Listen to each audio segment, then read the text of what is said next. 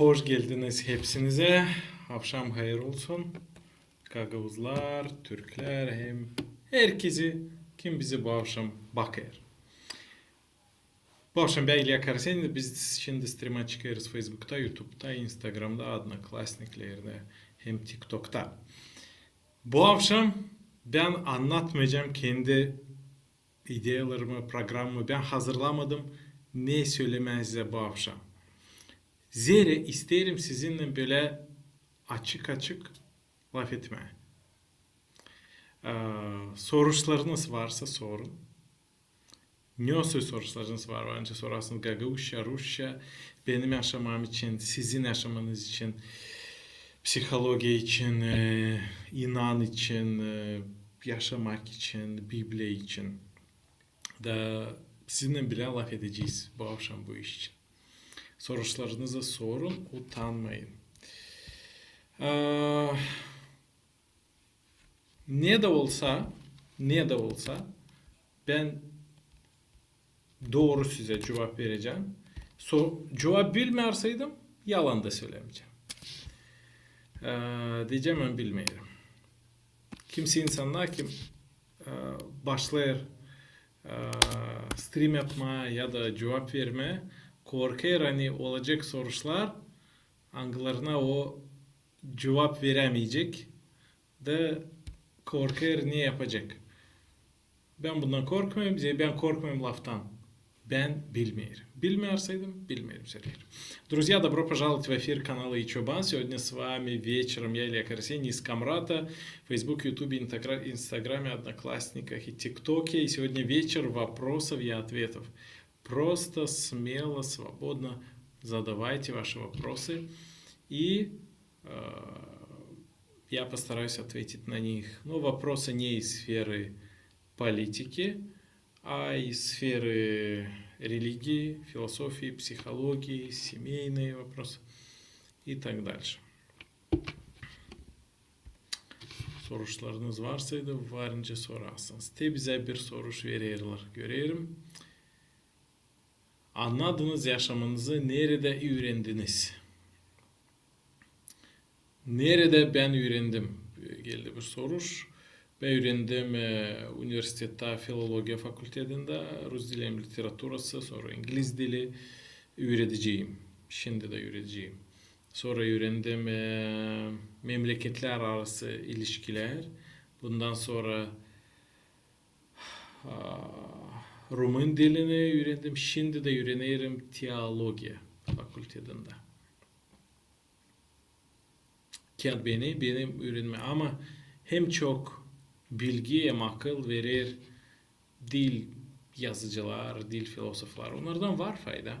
Ama hem derin bilgiler hem büyük fayda canımıza gelir Allah'ın lafından, Biblia'dan.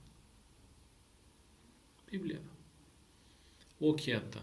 Şimdi bitki birkaç gün okuyayım bu kağıdı. Aldım bize göstereyim. İngilizce. Ben okuyorum kağıtları İngilizce'de. İngilizce hem Rusça hem çok. Biraz Türkçe. Kim kere Rumunca. Bu pek meraklı bir kağıt. Why should I trust the Bible? Neden ben Biblia'ya inanayım? O apologetika alanından inanı koruma öyle bir teologiyada var öyle bir alan. Ben dün okudum ondan eski bağlantı için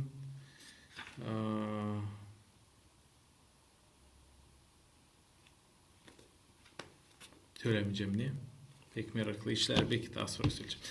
Orada yazılıydı hani çoğu insanlarda var soruş ne için eski bağlantıda Allah'ın karakteri böyle gösterilir, yeni bağlantıda başka türlü de bu işler orada böyle bir araştırma haftar verir. Pek meraklı.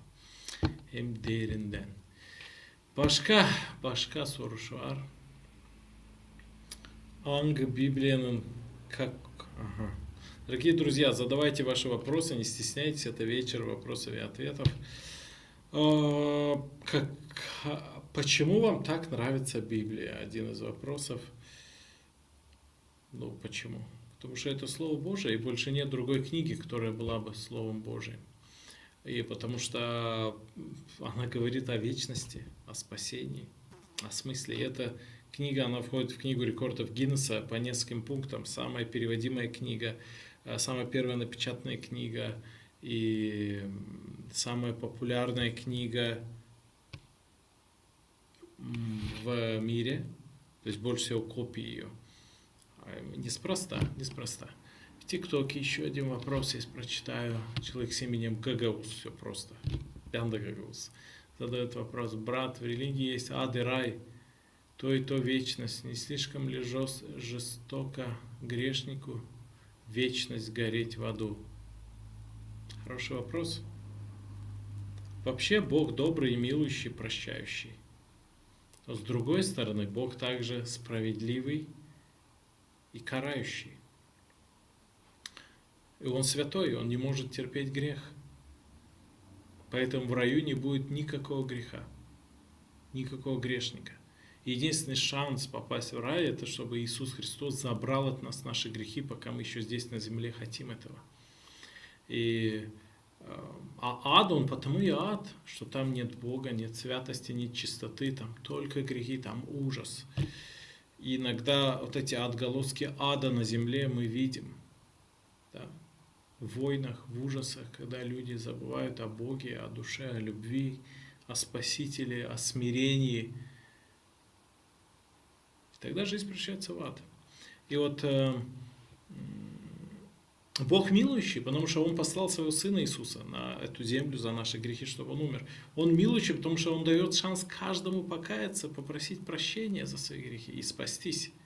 Но есть время, когда это можно и нужно сделать. Но если человек игнорирует эти призывы, не слушает, ему это не надо, или откладывает, то Бог насильно человека в рай не может взять. Он дает этот выбор, и тогда человек уходит в ад. Отвергнул Бога, ну тогда ты выбираешь ад. Вот есть выбор, да, Бог ценит свободу человека даже в этом. Но вообще, это я отвечаю на вопрос Гагауза. Есть ад и рай, и не слишком ли жестоко грешнику вечность гореть в аду. Вообще-то ад был создан не для человека. Бог создал ад для дьявола и ангелов его, то есть для бесов. Но человек тоже восстал против Бога, Адам и Ева, и мы их потомки до сих пор. Таким образом, люди, когда отвергают Бога, они выбирают автоматически другое место, где нет Бога. Я очень люблю цитату Достоевского. Ад — это единственное место во Вселенной, где нет Бога. Поэтому это и ад. А там, где есть Бог, там любовь, прощение, доброта, любовь, мир. Еще вопрос. Татьяна здоровается с нами в Одноклассниках. Привет и вам, Татьяна. Можете задавать вопросы. Сегодня вечером у нас вечер вопросы. Гагаус, пожалуйста, и тебе спасибо за ответ. В ТикТоке мы прервемся на минутку, и сейчас я снова восстановлюсь в ТикТоке.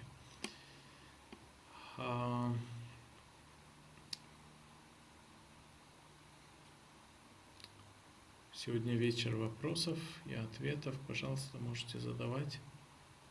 Мы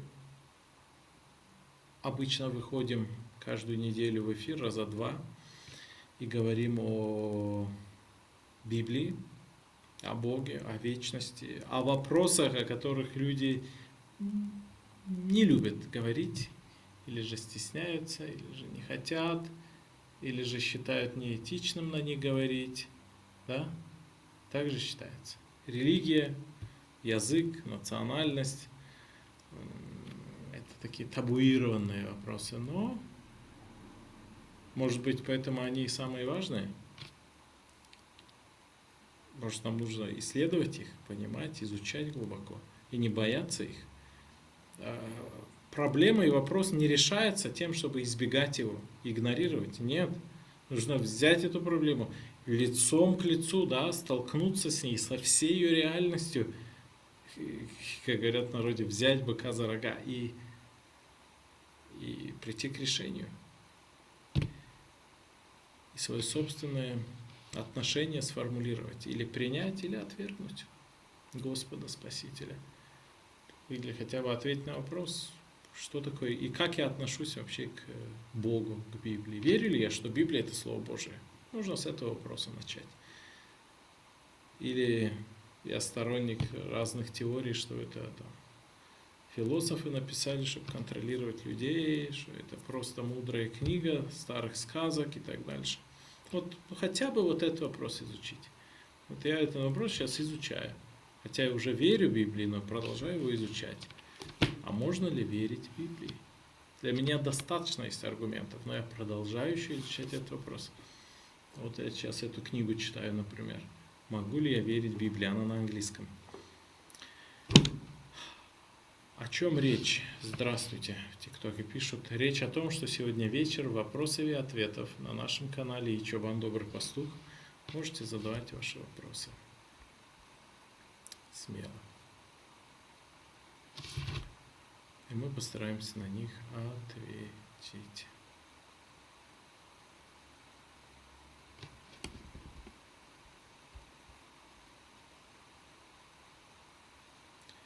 Sorularınız varsaydı yazın utanmayın. Пантелеймон yazdı TikTok'ta soruş. Как вы думаете, рай бесконечный?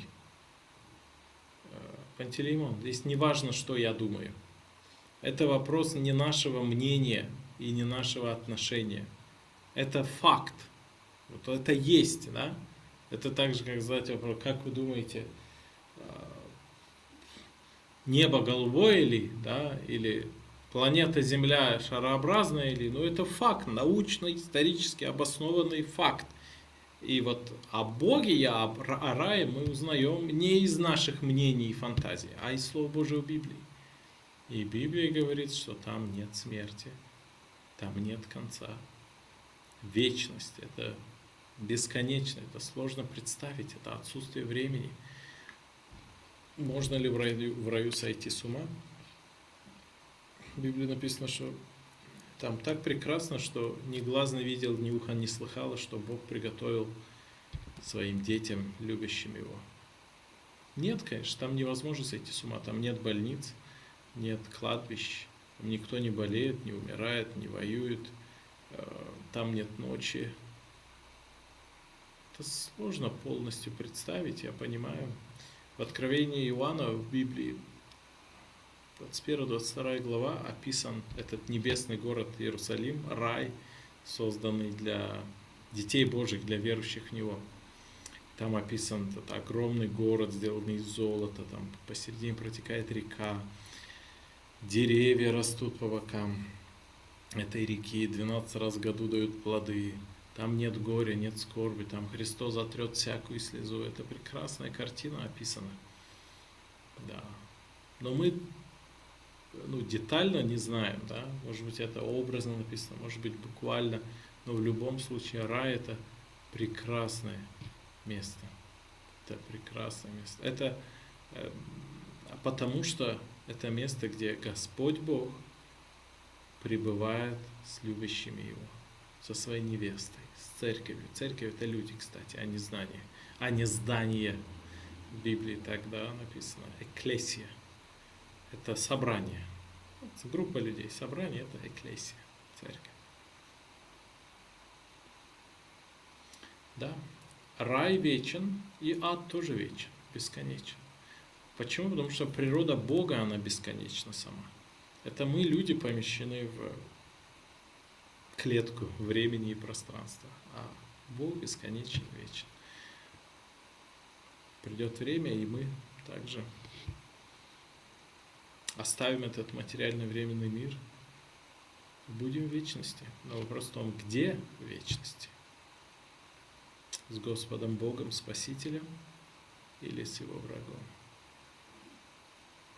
С врагом душ человеческих, с великим, лживым и гордым драконом, дьяволом. Так в Библии он назван. Как вы думаете, зачем в церкви делают бизнес, Пантелеймон спрашивает. В Мы говорим сегодня о Христе, о Библии, о Церкви. И не буду углубляться в эти моменты, формы. Ну, во-первых, не все церкви, да, делают бизнес. А те церкви, где это есть, наверное, может быть. Я никого не ловил и свидетелем не был. Но если даже такое есть, то я могу сделать вывод, что это от того, что природа человеческая грешная. Вообще-то все люди грешники. И потенциал к греху есть в каждом из нас. Как говорит Джордан Петерсон, в каждом из нас дремлет Гитлер. У нас есть потенциал стать просто чудовищами. В нас есть вот это зло, оно заложено в нас. Но в нас есть также и добро, потенциал к добру. И Петерсон продолжает. И в то же время в каждом из нас есть потенциал уподобиться Господу Христу или Матери Терезе. Вот это добро и зло, оно в нашем сердце, оно смешано, да, и только Господь Иисус может отделить добро от зла, направить нас по истинному пути и вести нас.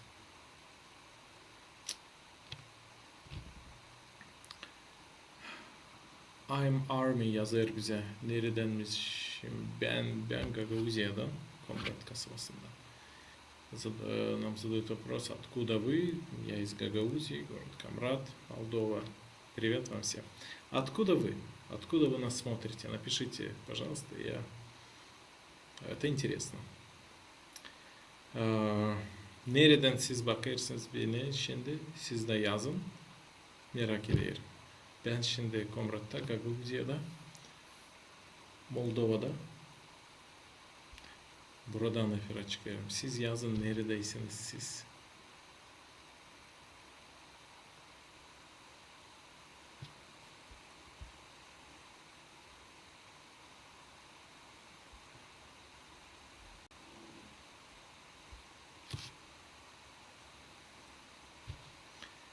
Neredeysiniz siz şimdi? Nereden bakıyorsanız yazın.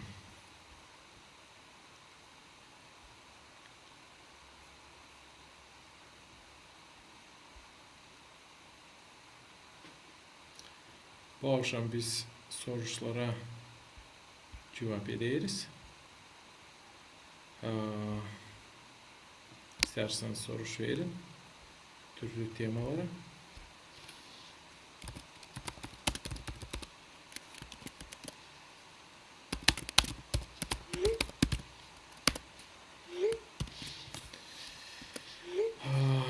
Da bundan sonra ben deneyeceğim onlara cevap vermeye. Ayım var mı cevap verir, o da Gagauziya'danmış. Güzel, izle. Taçoy Kim Bakır Çoban kanalını, bizim efirlerimizi, videolarımızı onlar Gagauziya'dan, Moldova'dan, Türkiye'den, hem Rusya'dan. Burası var Germanya'da. Sen Kongas köyünden. İzle. Benim de anam babam Kongas köyünden ama ben Komrat'ta yaşıyorum artık. Benim adım İlya Karasenin. Kongas soyadı. Kongas'da var binlerce insan Karasenin soyadından. Одноклассникler de bize yazarlar. Привет всем. Да. Добрый вечер. У нас вечер вопросов-ответов. Можете, пожалуйста, задавать. И вот у нас еще bize var bir soru, bir komentarий YouTube'da. Şumer yazır. Ben Almanya'dan selam olsun Can. Gagauziya'ya sizi çok seviyoruz. Bizim Türk dostumuz, arkadaşımız Şamer. Germanya'dan, Almanya'dan bakır. Bizi da selam yollar Gagauziya'dan, sana da selam dostum. Allah Tanrı seni korusun, bereketlesin aileni, işini. Soruların varsa Gagauz, Hristiyan kardeşlerine, Türk kardeşlerine varınca soru verirsin. Ben deneyeceğim cevap vermeye. Gagauz yerinden sana da selamlar. У меня тоже фамилия Карасень, не совпадение. Вот, приятное совпадение. Серега Соколы пишет, можно ли христианам есть свинину? Этот вопрос обычно задают мусульмане. У нас очень много мусульман-турков смотрят. Почему христиане едят свинину, они спрашивают. Я привык обычно на этот вопрос отвечать. В Деянии апостолов все есть. В книге Галатам. Если вы действительно хотите получить ответ на этот вопрос, я вам не дам ответ, но я вас направлю. Серега Соколы. Вот вам домашнее задание, если вы реально хотите получить ответ. У меня есть ответ.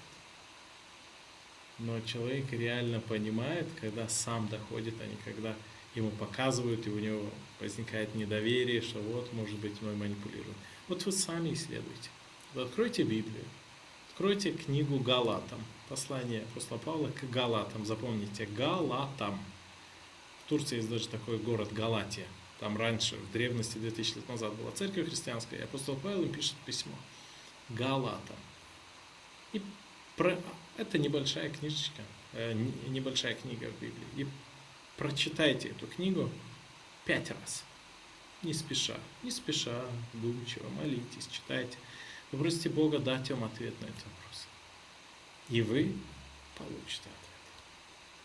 Можете еще подкрепить, да, там почитать еще Евангелие, Деяния, можете Коринфянам, но вот это самое важное. Вот Галатам, именно вот по этому направлению вы получите ответ.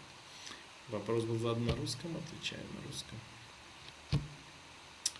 Пантелеймон, или же бывший Эквилибриум, наш активный подписчик и очень искренний человек. У него талант задавать хорошие вопросы, а я обожаю прекрасные вопросы. Вы, кстати, наверное, будете хорошим интервьюером. Вы можете попробовать себя проводить интервью, потому что там главное искусство уметь слушать внимательно, не думая ни о чем, не перебивая даже в мыслях человека, а реально слушать и задавать хорошие вопросы. У вас прекрасные вопросы. Эквилибриум, Пантелеймон. Я молюсь, чтобы ваши вопросы были не просто из праздности и желания побеседовать, но чтобы они привели в итоге вас к истине, к Господу, к Спасителю и к Богу нашему, Создателю. Хотя я помню ваши взгляды. Как вы относитесь к black metal? Ну, я не особо-то слушаю это. Знаю, что это тяжелый, да, рок, хард-рок. Ну, честно, я не думаю, что в душе наступает мир от такой музыки. А ты как думаешь? Тебе приходит спокойствие? Если что-то от Бога, то это дает мир, радость, покой.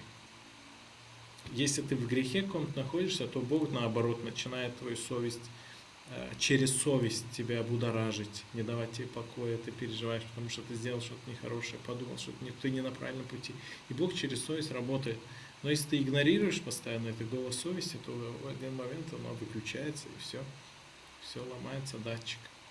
В Библии это называется люди с сожженной совестью. И вот вопрос, да? Какой посыл несет black metal музыка? Ну, она точно не в моем вкусе. Şumer bize yazır YouTube'da. İlyas kardeşim, ben de Hristiyanım. Karaman Türklerinden. Karaman Türk Hristiyanlar ve Gagavuzlar bir millettir. Hayatta umudum ve dileğim bir kere Gagavuzya'yı görmek. Ne güzel ya. Tabii ki gel. İstiyorsan seninle görüşürüz. Bir kahve içerim. Memnuniyetle seninle. Çok sevinirim. Karaman Türkler var, öyle Türkler. Evet. Greciya'da, Yunanistan'da. Burası Türkiye'de. Daha çok Greciya'da. Onlar da Türk Hristiyanlar. Onlar da az. Gagavuz Türkler gibi. Ama onlar da var. Selam sana kardeşim. Soruşlarınız varsa da sevgili dostlar sorabilirsiniz. Ben mutlu olacağım cevap verme onlara. Bu akşam biz Alloh ederiz sizin de cevap veririz sizin sorularınıza. Dostlar, koyun like bizim efirimize, hem de paylaşın bu эфирle başka insanlarla. Друзья, у меня есть просьба к вам. Поставьте лайк нашему эфиру и поделитесь этим эфиром с другими. Нажмите репост этого эфира. Спасибо. Это поможет, да, я вижу лайки, вижу сердечки, да, спасибо. Это поможет тому, чтобы больше людей подключились к эфирам и смотрели этот эфир сейчас. А стримим мы сейчас в Ютубе, Фейсбуке, Инстаграме, ТикТоке и Одноклассниках.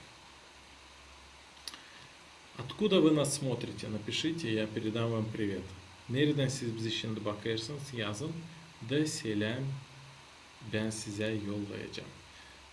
Nereden bakıyorsunuz biz şimdi? Panteleimon bize bakıyor Oslo'dan. Oslo'ya selam. Kim bizi ta nereden bakıyor? Panteleimon, evet, Норвегия. Конечно. Пантелеймон, ты, кажется, не говоришь по-гаусски, да? Ты понимаешь гагаузский? Напиши, пожалуйста. Или нет. Интересно, потому что все-таки большую часть эфиров мы проводим на гагаузском языке. Нет, не понимаю. Жаль. Но все же я очень ценю тебя как нашего зрителя. Тогда все-таки надо стараться часть эфиров на русском делать. Из Санкт-Петербурга нас смотрят. Привет красивому городу Санкт-Петербургу. Я был в этом городе раза 4, и каждый раз в Санкт-Петербурге, и каждый раз по целому дню, просто с утра до вечера проводил в Эрмитаже. Такой большущий музей, один из самых больших в мире. Он прекрасен. Много картин, произведений искусства. И вы знаете, огромное количество картин, я не специалист искусствовед, конечно, чтобы цифры, проценты называть, но просто огромный процент картин, скульптур посвящен библейским мотивам, библейским сюжетам. Да. Это очень интересно смотреть. Есть огромные картины на всю комнату, да, на всю большую стену, есть картины поменьше.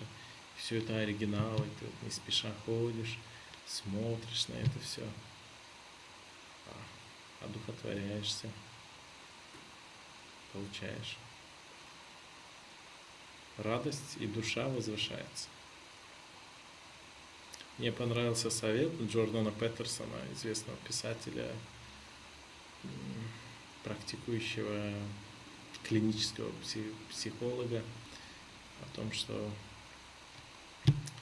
в доме должны по возможности должны быть красивые вещи, произведения искусства, картины какие-то, что-то еще, по возможности. Почему? Потому что это вот соприкосновение с прекрасным, оно одухотворяет человека. И тоже его как-то меняет его. Ну, на что ты смотришь, да, ты постепенно таким и становишься. Вот если уродливое постоянно что-то смотреть, да, то оно волей-неволей проникает как-то в душу. Пусть даже ты и противишься, да, но оно есть, вот этот фактор влияния появляется. А если что-то прекрасное, то оно тоже влияет. Это было для меня новое. И теперь я планирую иметь у себя в квартирке, где мы с семьей, с женой, с детьми проживаем, не только фотографии наши семейные фотографии в рамках, но и парочку картин. Ну или хотя бы распечатку этих картин качественную. Вот это красота, чтобы была в доме. Вот Петербург — это для меня ассоциация такая. Sorularınız varsa varınca yazarsınız. Как думаете, существует ли чистилище Пантелеймон Язайр? Purgatory. По-английски я, кстати, недавно, я учитель английского еще. И учителя тоже должны постоянно учиться. Я совсем недавно это слово услышал и выучил. Purgatory — это чистилище на английском. Ну, вообще-то, чистилища нету. Нет. И не потому, что Илья Карасень это сказал, а потому что в Библии об этом ничего не сказано. Более того, подчеркивается, что после смерти человек попадает или в ад, или в рай. Или в камеру ожидания, или в прихожую ада или рая. Но это уже все. Это разделение, оно необратимо. После смерти Библия говорит, что невозможно никого перетащить из ада в рай и наоборот. Между адом и раем великая пропасть. Огромная пропасть. И никто не переходит отсюда туда. Это Бог установил так. Именно поэтому то, что мы говорим, Евангелие, Христос, Спаситель, оно так важно. Потому что человек при жизни, сознательно, в взрослом возрасте должен поверить, принять Господа своим Спасителем, захотеть, чтобы Он стал его небесным Отцом. И когда он будет молиться этой молитвой: «Отче наш, сущий на небесах, да святится имя Твое», и так дальше, чтобы он это был действительно его Отец, чтобы он покаялся. Потому что после смерти уже поздно, вечные муки в аду. И по сути, вот из любви и сострадания к людям Бог дает это сострадание. Поэтому я и говорю это на канале и не стесняюсь. Потому что вопрос идет о аде или рае, вопрос идет о спасении души человека от вечных мук. Почему мне стесняться, если я знаю, прочитав Библию, я узнал секрет спасения, и церковь знает этот секрет, и христиане истинные знают этот секрет, секрет спасения души от ада. Почему же я буду это скрывать и молчать об этом, и стесняться, и верить у себя в душе тихонечко, и никому не говорить про это, как часто меня убеждают? Верь про себя в душе и успокойся, зачем нам навязывать и пропагандировать это? Но это спасение от ада. А есть ад, есть Бог, есть рай. Мы интуитивно, подспудно в совести своей это знаем. Это знаем, но часто не имеем смелости это признать публично. Не имеем достаточно честности перед самими собой. Есть небесный композитор, небесный дизайнер, есть небесный программист, есть Бог, который все это задумал, создал, и Он любит нас, и мы его творение. И вот что мы, выберем ли мы Его, имеем ли мы достаточно смирения, чтобы прийти к Нему, или же нет. Или же мы гордые, надменные, самоуверенные, или мы сами себе боги. Как Люцифер, как дьявол. Он был прекрасным ангелом, но стал дьяволом, потому что он возгордился, сам захотел стать Богом. И отсюда его падение началось. Наше падение начинается, когда мы теряем смирение и слишком много мним о себе. Если вы имеете смирение, если вы осознаете себя грешником, и вы хотите прийти к Господу, Спасителю, чтобы Он стал вашим Спасителем, то вы можете написать об этом нам лично. В Фейсбуке, Ютубе, ТикТоке, Одноклассниках, где угодно, где вы нас смотрите сейчас. И мы ответим вам, будем молиться за вас. Вы можете сделать эту молитву, покаяние и стать Детем Божиим, чтобы работа Бога началась в вашей жизни. Здесь речь не идет даже о церквях сейчас, потому что потом в процессе духовного роста вы уже будете и в церковь ходить и так дальше. Но сейчас весь вопрос в том, чтобы вы спасли вашу душу, читали Библию, молились, затем также росли духовно, ходя в церковь. Но как человек поступит, это важный вопрос. Екатерина Чиван пишет в Фейсбуке: прошу, пожалуйста, помолиться за меня, что-то с сердцем не в порядке. Спасибо Господу Богу. Екатерина, да, мы будем молиться за вас. Спасибо. Прямо после эфира я буду молиться за вас. Кто еще хочет, чтобы мы помолились за него, пожалуйста, пишите. Sevgili dostlar, kim ister biz dua edelim sizin için, yazın, utanmayın. Bu eferden sonra ben dua edeceğim sizin için. Her birinci kim şimdi isteyecek, biz dua edelim onun için. Da Allah da Allah işlesin sizin aşamanızda, değiştirsin sizi, kurtarsın sizi. Pişman olun, isteyin, tevhid dua edin. Gökteki babam İsus Hristos, affet benim günahlarımı. Ol benim babam, ol benim çorbacım. Yardım et bana. Al beni göklere ve öldüğüne. Ve isteğimi yaşamak şimdi senin için. Amin. Tevhid dua edin, tence dostluğun gibi. Alın Bibli'yi, bulun Bibli'yi, başlayın onu okumaya, dua edin yavaş yavaş. Verin Allah'a yer sizin yaşamınızda. Катерина пишет, спасибо большое. Шумер yazıyor İlyas kardeşim. İstanbul'da Karaköy semtin bir Gagavuz papaz vardı. Önceden adı Viktor. Baba. Bilirim onu. Pek iyi bir adam. Pek iyi bir adam. Bilirim.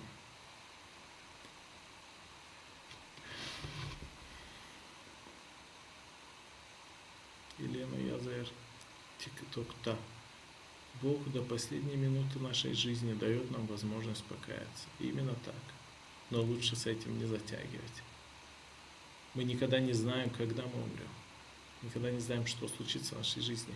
И будет ли у нас в старости эта воля и это желание прийти к Нему. Знаю множество историй, когда уже было очень поздно.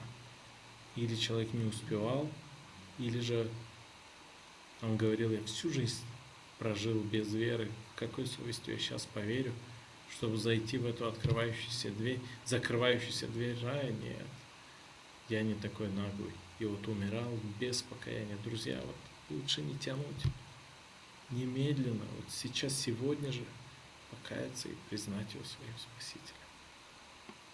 Катя Рэй, Гагауза наша гордость. Спасибо вам. Пожалуйста, помолитесь и за болящего раба Божьего Игоря. Хорошо, Екатерина, будем молиться за Игоря, который болеет, и за Екатерину, у которой что-то не в порядке с сердцем. Друзья, на этом мы заканчиваем наш эфир.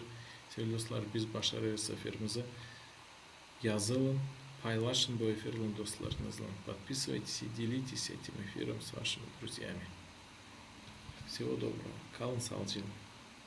Biz çıkacağız efirata öbür haftaya salı ya da çarşamba günü.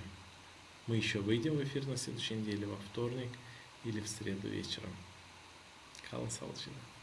Оставайтесь с Богом.